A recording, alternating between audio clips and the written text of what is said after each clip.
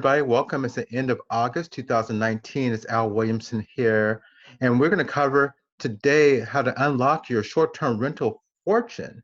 I think you got one, and I want to show you where it is so that you can wake up and start taking advantage of it. So let's get right into it.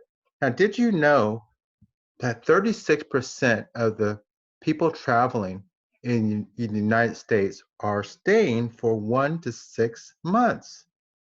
Did you know that? Most people, when I'm asking this in a public setting, they say, no, I didn't know it. I didn't know.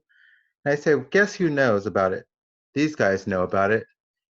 These guys know that there's a $55 billion market out there of people who are staying between 1 to 6 months. And that's why they're building more of this type of hotel with kitchenettes in it. Now, how many of you out there, lives would be a little bit better if you just had a sliver of that 55 billion? Yeah, absolutely. Absolutely. Well, we're going to work on that today. We're going to give you some of that today, and let's get right to it. So you're about to discover how you can use a principle that drives cash flow for yourself. What you got to know what that principle is, and how you can dominate just a little piece of this $55 billion market, and a way you can retire in just a couple of years. Hope that sounds good to you. And this whole webinar is going to be for you if you want reoccurring passive income, and if you're willing to copy what works for other successful people. If you're willing to do that, you're in the right spot. Or if you are a landlord and you have a vacancy coming up, this is perfect timing for you. Now, you're not going to like this webinar if you're already rich and comfortable, you're already making a lot of money off your rentals. This is not going to be of interest. And if you don't enjoy serving people, well, I'm going to be talking about the hospitality industry. So this is not going to be a good fit for you. And if you're looking to get rich quick, this isn't your webinar because work is involved.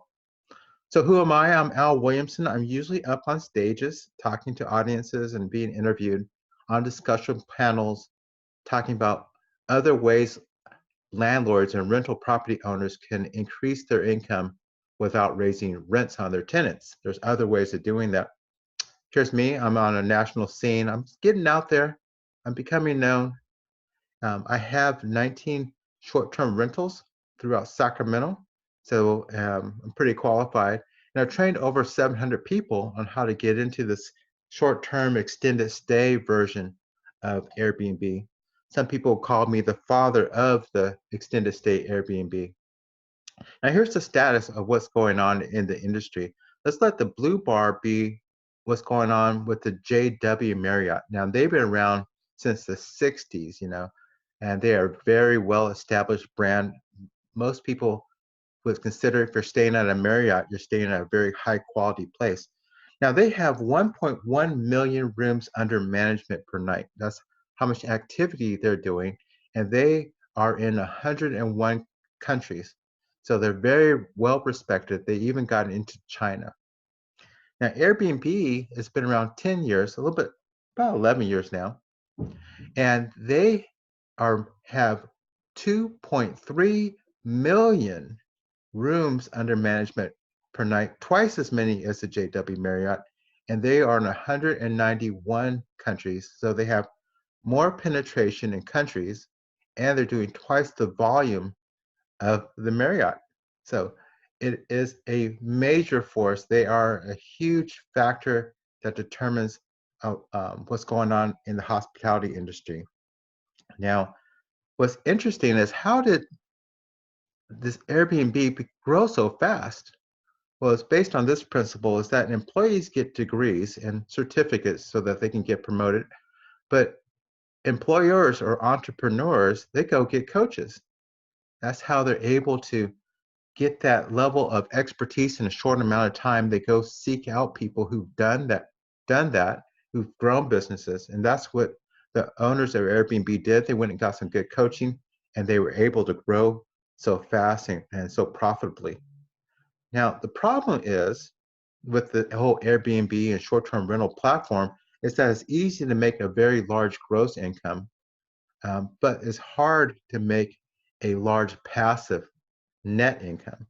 There's two different things. Some people work for a lot of volume, and some people work to be real smart to get a big net. It's just like pouring beer. You know, you pour it fast, you can get a lot of foam. If you pour it with some strategy and some technique, you can fill up your cup with just the beer. Bad analogy. Now, here's the solution is some coaching, some specialized coaching that I'm going to give you right now so that you, if you're an investor, can increase your profits as passively as possible. That sound good to you? Okay, well, you're in the right spot. Now, there's two secrets to doing that. Just two. Now, these are the most important things. There's a lot of things to talk about, but these are the two most important things. And it's a marketing business. You got to know that. And I'm going to talk to you about that because if you can market, you can really be a rainmaker and be solid no matter what the economy is doing. And rental arbitrage, that's one of the principles behind cash flow arbitrage is. And you can apply that with rentals. And that's what we're going to do today. So let's get right into it and talk about secret number one. It's a marketing business. It is. It's not Airbnb, it's a marketing business. All right. And I got the insight right up in front, but here it is. Most people, when we talk about why they are not doing short-term rentals, if they're a rental owner, they say they're concerned about the vacancies. They don't like the turnovers, and they're concerned about the vacancies. And I said, well, what happens if you weren't afraid of the vacancies? If you had such strong marketing technique that you knew that you can fill your place and keep it filled? And they said, that would be a big relief. So here we go. I'm going to show it to you now. This is my friend named Adam. He's out in Tulsa, and he is the son of a preacher, and he was well admired while he was growing up, and he was the first at college, and he ended up with a master's in engineering finance. So very well respected guy. He used that information to run a very profitable house flipping business, and it was very successful, hugely successful. And he would travel around the world, and he also give little seminars about money management and things like that. Now, all that was great until 2008. In 2008, he got wiped out. He says he was homeless and humiliated, and he ended up sleeping in his car. So it was dark times for him. He had to fight off the depression, the monsters and demons. And he got some help doing that, got some counseling doing that. And in that counseling process, he learned something said that changed his life was that ideas and language is what brought the cash flow. Good ideas and solid language is what brought him cash flow, so he could always generate cash flow. So that was something that he could bank on. And he got back on his feet and he started his house flipping business again. But the money was extra hard, expensive, and he found himself becoming busy, but not profitable. People saw him doing things, and he was paying his lenders, but he wasn't profitable. It was just taking him too long to sell these houses after he got them all refurbished. So at that time, he reached out to me. He says, Al, I really want to feel successful again. I'm doing everything I can. And it's just taking me too long to sell these things. How about if we turn them into a short-term rentals while we wait for them to sell because they're already staged? He said, the problem is getting tenants and marketing them. And I said, I can help you with that. I'm going to introduce you to one of my 12 strategies called the Blitz and Pivot. He says, well, what's that? I said, most people know about short vacation rentals and Airbnb, and most people do. And I always say, well, Airbnb is so good. Folks say, well, how good is it? That old joke, stand up. I say it's so good that you can actually use it as a backup strategy. It's a backup strategy because it's so powerful. You can venture off to do more profitable things. Like what? Well, there's lots of different types of short-term rentals. There's military housing and corporate housing. There's student housing, two types. There's like undergrad and grad school, very different types. And there's insurance housing for both. There's two types. There's some for long-term claim adjusters and also for people who've been displaced. There's medical housing, three types. There's students, medical students. There are family support families that are taking there to support a family member who's been around, has a long-term sickness, as well as traveling healthcare professionals. And then there's temp housing, lots of in-betweeners and things like that, in between homes, waiting for a new home to be constructed while an old one was sold, or need to move out while their home is remodeled. So there's lots of types of short-term rentals, and there's lots of different strategies to get there. So once he understood this, he his eyes opened up. I said, well, Adam, which one of these types of rentals, of short-term rentals, is recession-proof? He thought all of them were, except for vacation rentals, and that's absolutely right. That's a little more prone to go up and down with how the economy is doing. I said, well, what happens if one of them dries up? This is really important. Like if corporate housing dries up, then you can pivot into one of these different categories. The place is furnished, so you can do medical housing, those flavors, or you can do insurance housing real easily, or temp housing. That's the strategy, to pivot out when things slow down. Just don't take vacancies and say it's okay and be passive about it. You actively manage your vacancy. Then I said, well, what happens if you just became known for just one of these things? Just known for insurance housing, and all the claim adjusters came to you and paid you 4 times the market rent. He's like, that would be amazing. And I think so. Imagine that. That's enough to run a whole business on, that principle alone.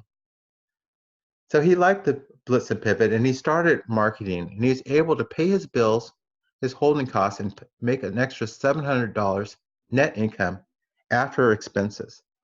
So it was amazing.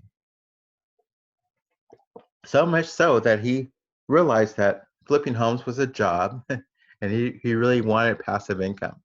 So he set up several of these extended stay, and with his marketing prowess, he was able to keep them filled. Now, how does that compare to your market if you're a landlord? Are you clearing $700 after expenses? A lot of people are not. A lot of people are not. So I asked Adam if I could use this story, and he said, absolutely, Al, go ahead. But make sure you tell people that I'm not sleeping in my car anymore. I'm using it to get to the airport, and I'm back on my feet, feeling successful, traveling around the world again. So short-term rentals did it for him. Having that marketing understanding on how to do that gives you some tactics that gives you a safety net so you can do it with confidence. Now, how many of you out there listening are still afraid? That should have reduced your fear a little bit, yes? Good, good. Okay, so that's it. If you know how to these different categories and know to pivot when things are slowing down, then you can actually thrive in any economy. Any economy. Was that good? All right. I'm glad you guys like that. Secret number 2, remember, this is the 2 things that are most important so that you can make long-term profits with short-term rentals. Secret number 2 is rental arbitrage. What is that? We know it's a powerful thing. People have been talking about it. It's when you rent someone else's dwelling, rental, okay, and you put furnishings in it, your own, and then you go and you market it on these online platforms and offline platforms too. Now, if it costs you $1,000 for rent and utilities to the landlord, well, your job is to bring in $2,000 and $3,000 per month. So let's say you brought in $2,000 and you pay $1,000 in expenses. Well, you get to keep the other $1,000 for yourself. That's rental arbitrage. And that's what it's about. It's about making money after paying market rent. Okay, that's what it's about. And if you can lock up some well-positioned properties and turn those into short-term rentals and make a profit on that, then you really got something that allows you to get in the market quickly. In fact, this principle is what people use to fill up their retirement accounts because you don't have a mortgage. This is a special condition. Also gives you time freedom because you can do these extended stays. You can stack this type of business on it. And all of this ends up with this cash flow that really allows you to improve your life because you don't need to worry about long-term maintenance of this property. That's the landlord's job. Here's an example. Here's Rochelle. She's out in the Reno area. And she's one of those types that is a young, attractive woman that travels by herself while her family is just a nervous wreck. She went all the way to Sweden and spent some time there and came back by herself and didn't think it was a big deal, but people worry about her. And she's another person who flips homes. And so she was doing well, but she's kind of running out of money because she hadn't done a deal in a while. And to compound that, her best friend, who had 2 small children, was dying of breast cancer and asked Rochelle to kind of be around to make sure that they have some extras. And Rochelle accepted that responsibility. And she had heard that I did short-term rentals that were focused on business travelers, and I really stressed net income, making sure that you have some money that you can spend on your lifestyle. She was interested in that, so she invested in my program, and she told me about she wanted to get started, but there was a lot going on in her life. So I said, "That's okay. I got some checklists for you." And of course, she was an emotional wreck because she's burying her friend and dealing with these kids, and kids really motivate you to clean up your financial act, and they do. So I told her, I just want you to follow the steps. There's 6 steps in this process, and each step has tasks. If you just do that, just follow the worksheets, you can make this, and I'm going to be there for you. So she started off. Step 1 is understanding how to view the world from an extended standpoint. Is have the right frame of reference. This could save you a lot of time. Oftentimes people start short terms and they have to stop that and back themselves out so that they can do extended stays. So it saves you time to start that way. Then the next point is to understand your market's potential. And she worked through the worksheets on that. And then she started furnishing a place. She used the worksheets to find this place in Reno that's kind of close to something called Hot August Nights, which is a car show that happens once a year in Reno. And she got in the proximity of it so that she would be a viable place that people would want to rent during that time. That's the time that hotel rates triple. So what happened was she got the place, she talked to the landlord, and she used our different scripts that we have about how to talk to them so that they understand that you're doing corporate rentals. And then, of course, she worked out all the subleasing agreements so that it's all above board. And then she began furnishing the place using our guidance about not spending too much on furnishing, but getting the right things, whether you get them free or off of Amazon, getting the correct things so that you're not wasting your money. This off a consignment, basic decorations. She actually used a bid from her guest room, just really paying attention to her startup costs. So this was her insider knowledge. She made sure that she was in the right proximity, and she started using our scripts to find a person to stay there, a business traveler, and she was able to find a construction supervisor who was in town for a 10-month term, and he was on prevailing wage. So he had a housing allowance, about $100 per night. which is pretty good.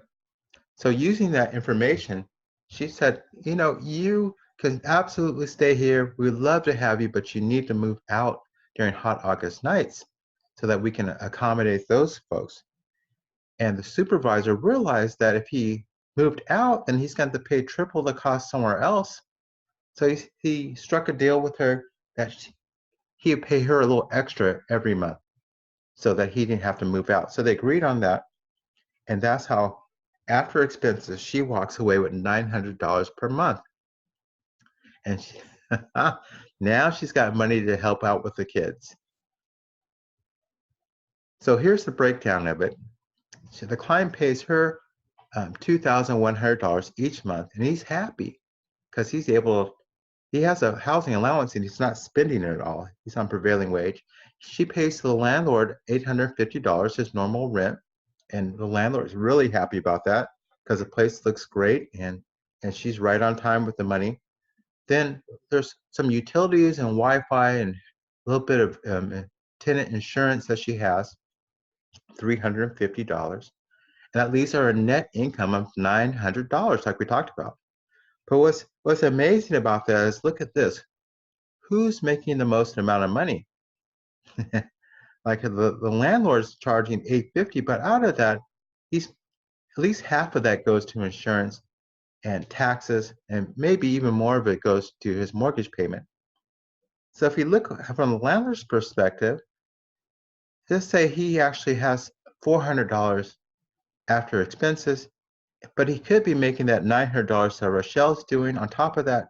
So he could be making $1,300 per month, just like she's doing, which is 3 times the net income he's currently making. And that's amazing. That's why I say every landlord needs to do one of these. It needs to have a short-term rental in their portfolio. There's no question at this time in the market, it's been around for 10 years, it's not going anywhere, okay? In fact, my 14-year-old, this is all they know is these short-term rentals. And when you think about going somewhere, is which short-term rental do we stay at? Hotels are what are foreign to them, okay? So let's get with it, landlords. Don't be left out. Now, we're diving into the numbers. It cost her $4,100 to set up. That's first month's rent, security deposit, and furnishings. And we talked about she's making on a net income $900. That means she breaks even in 4.5 months. She gets all her money back in 4.5 months, and which is 120% return on that investment. Now that opens up a lot of possibilities to her. Right here, she was telling me, Al, I could hug you and strangle you at the same time. I said, why, Rochelle? She said, because you were talking about this in too flowery of terms. You were saying that I could borrow the money, and I wasn't comfortable with that. But I understand it now. I'm busy, sweetie. I'm on the air.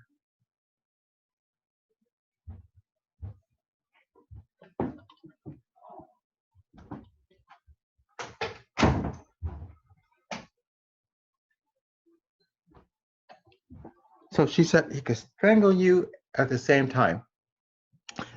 And so she said, if you use Miss Story, make sure you help people understand this. And then we were brainstorming. I said, well, what if I tell them, I'll help you plant your seeds, and then you can have a harvest. And she said, no, that's not going to work because some people don't even have seeds.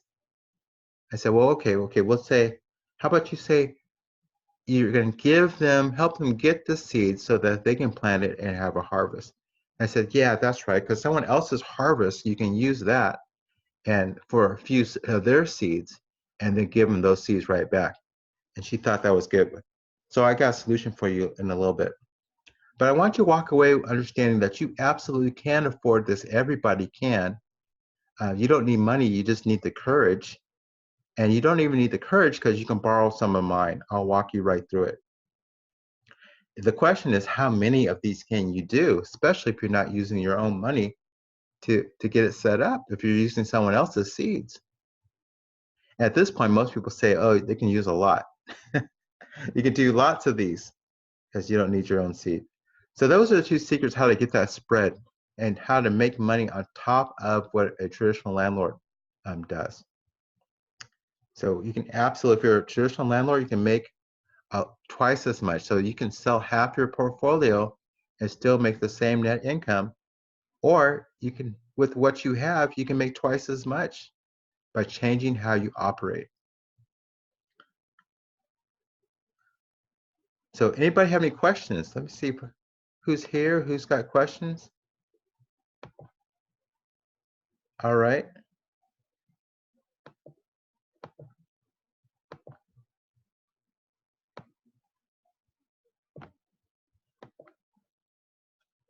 Well, let's talk about what if you fail? Well, if you fail, you can do a lot of different things. You can operate in many different modes. They're all safer than being a traditional landlord. But the thing is, what if you don't try? Now, if you can imagine yourself in a year from now, you know what your life's going to be like if you don't make any changes. But just imagine what it's like if you just got a few of these short-term rentals off the ground. That would be amazing. So that's what I'm encouraging you to try. It's a safe thing to do. Now, for those of you who are serious, I want to offer you this resource. It's called Extended Stays for Landlords. This is my coaching and training program. This really has 6 steps that Rochelle and Adam used to get their business going. And each step that you take is going to help you make more money. Now, the first step is a orientation, to come in with the right frame of mind. That's really important. Just like Rochelle did, she wanted business travelers.